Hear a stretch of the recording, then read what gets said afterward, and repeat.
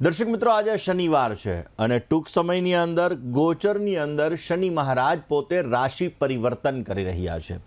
દર્શક મિત્રો, શનિને ન્યાયના દેવતા કીધેલા છે, શનિને કર્મના દેવતા કીધેલા છે અને આ શનિ મહારાજ દંડાધિકારી છે. જે વ્યક્તિ જેવા કર્મ કરતું હોય એ વ્યક્તિને એવા ફળની પ્રાપ્તિ થતી હોય. લેઝીનેસ જ્યારે વધારે પડતી ક્રિએટ થાય, જ્યારે વધારે પડતી આળસ તમારા જીવનમાં ઉત્પન્ન થાય ત્યારે પણ એમ કહેવાય કે શનિ ગ્રહનો પ્રભાવ તમારા જીવન ઉપર વિશેષ માત્રામાં છે. શનિ આપણા જીવનની અંદર ઘણી બધી વખત લાભ પણ આપતો હોય છે અને ઘણી બધી વખત નુકસાન પણ કરતો હોય છે. દર્શક મિત્રો, શનિ જ્યારે ગોચરની અંદર દર 2.5 વર્ષે શનિ મહારાજનું રાશિ પરિવર્તન થતું હોય, દર 30 વર્ષે એ જ રાશિની અંદર જ્યારે શનિ મહારાજ પાછા આવતા હોય છે ત્યારે દેશ, દુનિયા અને બ્રહ્માંડની અંદર એની વિશેષ માત્રામાં અસર પડતી હોય છે. શનિ મહારાજ મંદતાના કારક છે. જે ચંદ્રને એક રાશિની અંદરથી પરિભ્રમણ કરતા 2.25 દિવસનો ટાઈમ લાગે છે, એ જ રાશિની અંદર પરિભ્રમણ કરવા માટે શનિદેવને 2.5 વર્ષનો સમય લાગે છે. એટલે દર્શક મિત્રો, ક્યાંક ને ક્યાંક જોવા જઈએ તો શનિ ગ્રહનો પ્રભાવ આપણા જીવન ઉપર સવિશેષ માત્રામાં રહેલો છે. તો કુંભ રાશિની અંદર પોતાની ત્રિકોણ રાશિ એટલે કે કુંભ રાશિની અંદરથી નીકળી ગુરુ મહારાજની રાશિ એટલે કે મીન રાશિની અંદર જે શનિ મહારાજ રાશિ પરિવર્તન કરવાના છે એ તમારી રાશિ ઉપર શું અસર કરશે, કયા જાતકોને આપશે લાભ, કયા જાતકોને આપશે નુકસાન, પનોતી વિશે તો આપણે ચર્ચા કરી જ લીધી છે. એટલા માટે દર્શક મિત્રો, આ શનિ મહારાજ તમારા જીવનની અંદર કેવું રિઝલ્ટ આપવાના છે આ વિષય ઉપર આપણે ચર્ચા કરીએ. દર્શક મિત્રો, વાત કરી રહ્યા છીએ શનિ મહારાજની. નવા વર્ષની શરૂઆત થઈ ગઈ છે, 2025ની સાલની શરૂઆત થઈ ગઈ છે અને એમાં પણ દર્શક મિત્રો જાન્યુઆરી, ફેબ્રુઆરી ને માર્ચ મહિનો ચાલી રહ્યો છે અને માર્ચ મહિનાનો અંત સમય પણ હવે નજીક છે. માર્ચ એન્ડિંગના કાર્યની અંદર બધા પડી ગયા છે, પોતાના બિલો, પોતાના હિસાબી ખાતા, આ બધું ક્લિયર કરવામાં છે. એટલા માટે જ હિસાબના અધિષ્ઠાતા દેવ, ન્યાયના દેવતા એ શનિ મહારાજ આ માર્ચ મહિનાની અંદર જ 29 તારીખે પોતે રાશિ પરિવર્તન કરી રહ્યા છે. દર્શક મિત્રો, એવું કહેવાય કે શનિ મહારાજ એ જીવનની અંદર મહત્વની વસ્તુ આપણા જીવનની અંદર ભોગવતા હોય છે. શનિ એ દંડાધિકારી છે અને એટલા માટે શનિ એ આપણા જીવનની અંદર જ્યારે રાશિ પરિવર્તન કરતા હોય છે ત્યારે બહુ મહત્વપૂર્ણ ઘટના બનતી હોય છે. કોઈ ગ્રહ તમારા જીવનની અંદર જ્યારે સમસ્યાઓનું સર્જન કરે તો એ ગ્રહની ચાલ કેવી છે એના ઉપર આધાર. એક્ઝામ્પલ તરીકે, ચંદ્ર તમારો દૂષિત છે તો 2.25 દિવસ સુધી એક રાશિની અંદર ચંદ્રમાં રહેવાના છે, એટલે એને જે નુકસાન આપવાનું છે એ કેટલા દિવસમાં આપે? ઓનલી ફોર 2.25 દિવસની અંદર. જ્યારે શનિ મહારાજ 2.5 વર્ષ સુધી એક રાશિની અંદર રહેતા હોય છે એટલે એને જે લાભ આપવાનો હોય, જે નુકસાન આપવાનું હોય, 2.5 વર્ષ સુધી એની પીડા, એનો લાભ આપણા જીવનની અંદર મળતો હોય છે. દર્શક મિત્રો, શનિ મહારાજ એને જ્યોતિષ શાસ્ત્રની અંદર, વૈદિક જ્યોતિષની અંદર એને ક્રૂર ગ્રહ તરીકે ઓળખવામાં આવે છે. દર્શક મિત્રો, ઘણા બધા રાશિના જાતકોને આ શનિ મહારાજ પોઝિટિવ રિઝલ્ટ પણ આપતા હોય છે. ઘણી બધી રાશિના જાતકોને આ શનિ મહારાજ નેગેટિવ ઇફેક્ટ પણ આપતા હોય છે.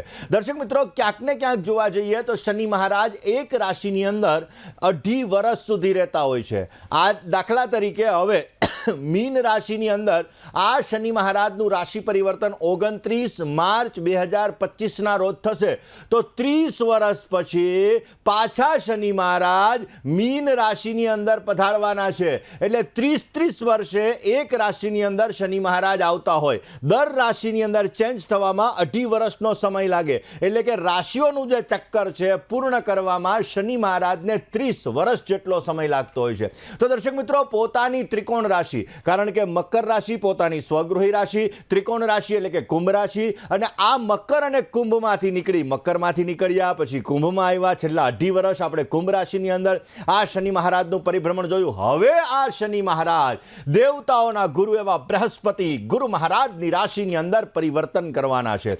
દર્શક મિત્રો, ગુરુ મહારાજની રાશિની અંદર પરિવર્તન કરશે એટલે મકર રાશિવાળા જાતકોને શનિની 7.5ની પનોતી પતી જશે.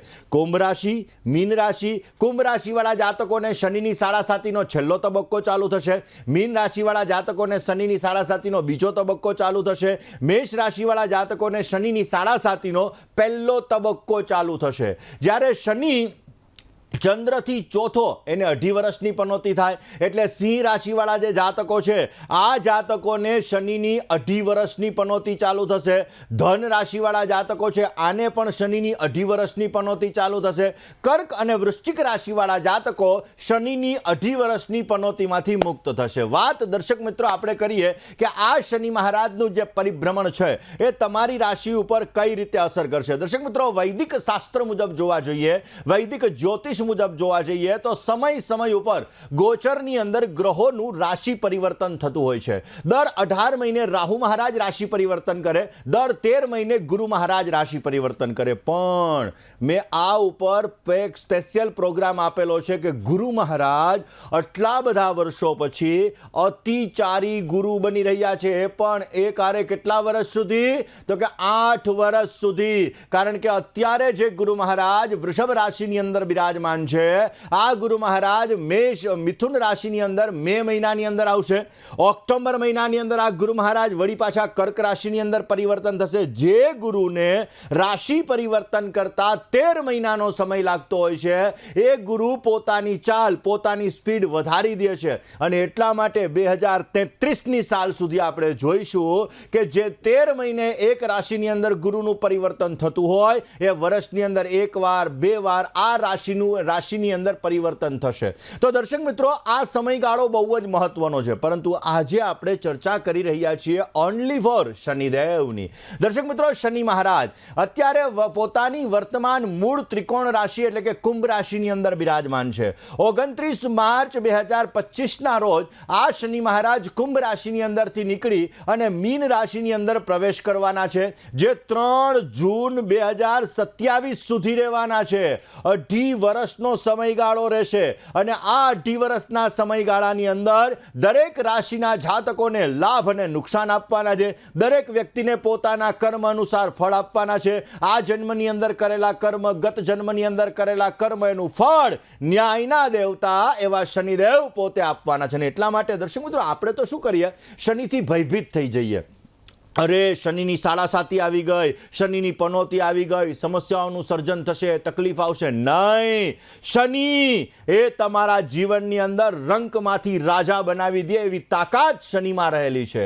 તમારા કર્મ, જ્યારે શનિ તમારા જીવનની અંદર આવે ત્યારે તમારે કર્મ સારા કરવા જોઈએ, ગરીબોને મદદ કરવી જોઈએ. આ બધા જે ઉપાયો છે, જે ઉપાયો આ પ્રોગ્રામના અંત સુધીમાં હું આપને જણાવીશ, આ બધી વસ્તુ કરવાથી શનિ તમને બેનિફિટ આપશે. ઘણી બધી વખત દર્શક મિત્રો મેં એવું જોયેલું છે કે શનિ તમારો અસ્તનો હોય, એટલે ઘણી બધી વખત શું હોય કે સૂર્યની સાથે શનિ બિરાજમાન હોય અને સંઘર્ષ યોગ કહેવાય.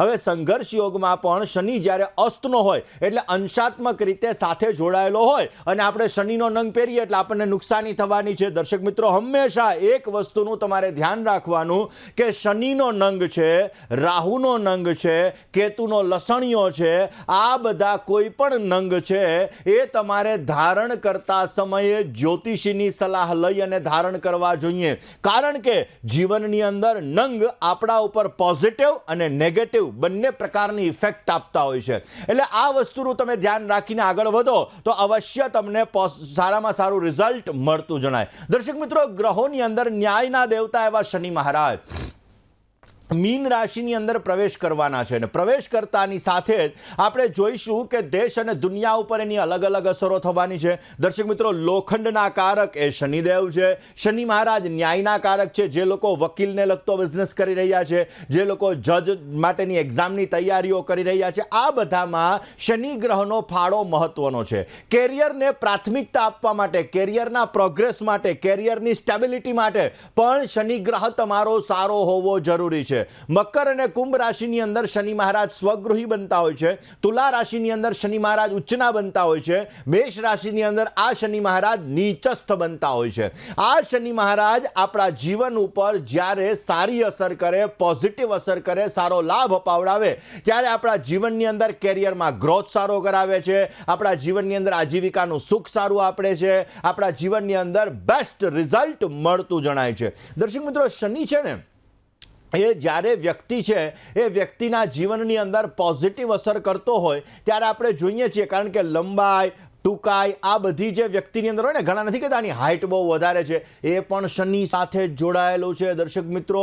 એટલે ક્યાંક ને ક્યાંક તમારી હાઇટ વધારે હોય કે ઓછી હોય, આ બધું તમારા ગ્રહોને આધીન છે. કારણ કે ગ્રહારાજ્યમ પ્રયચ્છન્તિ ગ્રહારાજ્યમ હરંતિ ચ ગ્રહેષુ વ્યાપિતમ સર્વમ ત્રૈલોક્ય સચરાચરમ. એટલે ગ્રહો છે એ આપણા જીવનની અંદર પોઝિટિવ અને નેગેટિવ રિઝલ્ટ ઘણું બધું આપતા હોય છે. ને એટલા માટે દર્શક મિત્રો, આ શનિનું જ્યારે રાશિ પરિવર્તન થવા જઈ રહ્યું છે, તો મેષથી લઈ અને મીન રાશિના જાતકોને આ શનિની કેવી અસર થશે, કઈ રાશિના જાતકોને કેવો ફાયદો થશે, કઈ રાશિના જાતકોને કેવું નુકસાન થશે, અને નુકસાન થશે તો તમારે કયા ઉપાય કરવા જોઈએ કે જેથી તમને સારું રિઝલ્ટ મળી શકે. દર્શક મિત્રો, હું જે તમને આજે શનિના રાશિ પરિવર્તનનું ફળ કહીશ એ ચંદ્ર રાશિના આધારે કહીશ. તમારી કુંડલીની અંદર તમારી કુંડલીમાં ચંદ્ર મહારાજ કઈ રાશિમાં બિરાજમાન છે, તમારું નામ કયા નામ અક્ષર ઉપર છે.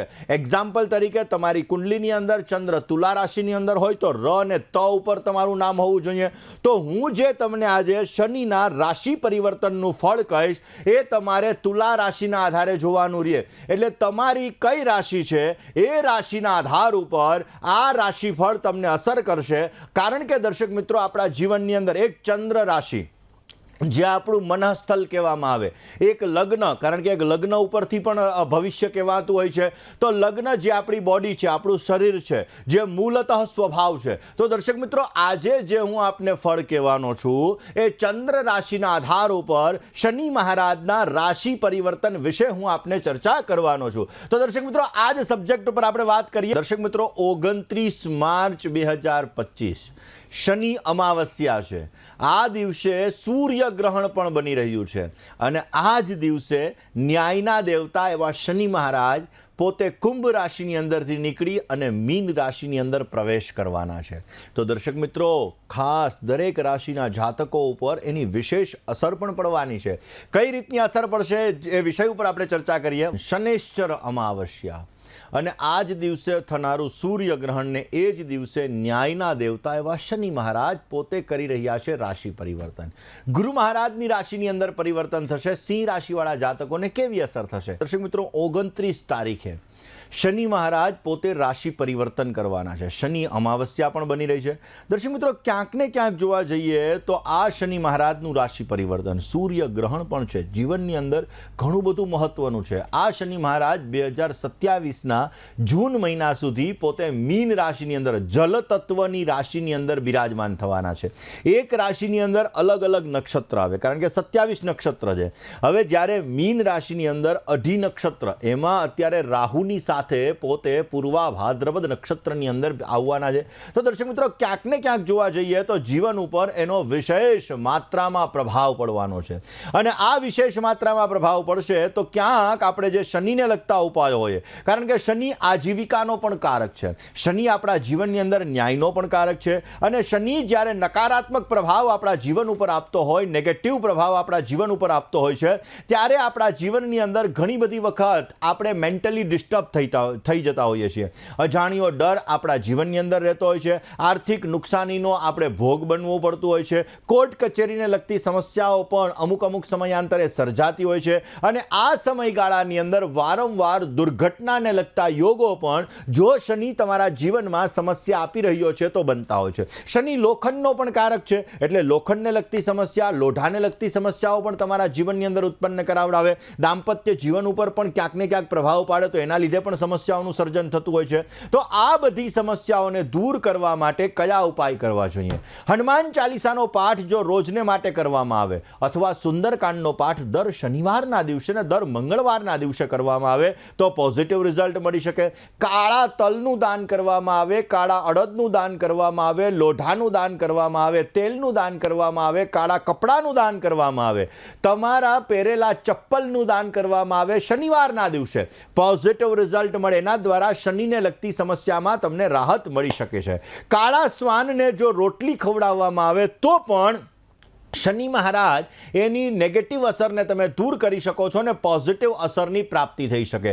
આ સમયગાળામાં શનિની પનોતી હોય, શનિની મહાદશા હોય, શનિની અંતરદશા હોય, ત્યારે ક્યારેય પણ તમારે જે અભક્ષ્ય પદાર્થો છે આ અભક્ષ્ય પદાર્થોનું સેવન ન કરવું જોઈએ. દારૂ વગેરેનું પણ સેવન ન કરવું જોઈએ, નહીંતર શનિ તમને સમસ્યા આપી શકે. અંધ વ્યક્તિને તમારે મદદ કરવી, ગરીબ વ્યક્તિને મદદ કરવી, આ બધી વસ્તુઓ શનિ તમને પોઝિટિવ રિઝલ્ટ આપતો જણાય. આવા નાના નાના ઉપાય વિશે વાત કરીએ છીએ મિત્રો. આમ તો આપણે લોકો છીએ ને એ આપણે ભારતના લોકો કયા છીએ કે અસતોમાં સદગમય તમસોમાં જ્યોતિર્ગમય. આપણે અંધારાથી અજવાળા તરફ જવાવાળા છીએ, લોકોને મદદ કરવાવાળા છીએ. અંધારું હોય તો આપણે રોશની ચાલુ કરવાવાળા છીએ, પરંતુ બર્થડે હોય કે કાંઈ એવું હોય તો આપણે કેક કાપી અને મીણબત્તી ઓલવતા હોઈએ છીએ. પણ મીણબત્તી ઓલવવાથી તમારો સૂર્યગ્રહ નબળો થાય. પાશ્ચાત્ય સંસ્કૃતિ તરફ આપણે નથી જવાનું. આપણી સનાતન સંસ્કૃતિને જો આપણે જાળવી રાખીએ તો પોઝિટિવ રિઝલ્ટ મળે. આજે ઘણા બધા, મેં ઘણી બધી વખત હું આ કહું છું ને અવશ્ય કહું કે આપણા જે નાના બાળકો છે ને એને આપણા સંસ્કારોનું સિંચન કરવું જોઈએ. કારણ કે સંસ્કાર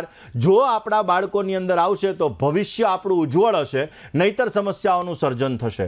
કારણ કે આપણા બાળકોને ગાયત્રી મંત્રની સાથે આપણા પુરાણ કેટલા છે, વેદ કેટલા છે એનું પણ જ્ઞાન અત્યારના બાળકોની અંદર નથી હોતું, ઘણા બાળકોની અંદર. તો મારી દ્રષ્ટિએ જોવા જઈએ તો તમારા બાળકને આપણી સનાતન સંસ્કૃતિ વિશેનું જ્ઞાન અવશ્ય આપવું જોઈએ. દર્શક મિત્રો, આજના દિવસની અંદર ખાસ કરીને હનુમાનજી મહારાજના મંદિરે જવાનું, સરસવના તેલનો દીવો કરવાનો પોઝિટિવ રિઝલ્ટ મળશે. આજે વાણી અને વર્તનની અંદર વિવેક અવશ્ય રાખવો જોઈએ. વિવેક ગુમાવતા નહીં હો, કારણ કે વિદ્યા વિનયેન શોભતે. તમારામાં વિવેક હશે, વિનય હશે ને તો જીવનમાં દરેક વસ્તુને તમે સાર્થક કરી શકશો. ઓમ કુમાર બ્રહ્મચારીને નમઃ આ મંત્રનો આજે જપ કરવો જોઈએ. અડદના પાપડનું જો આજે દાન કરવામાં આવે તો અવશ્ય પોઝિટિવ લાભ મળી શકશે.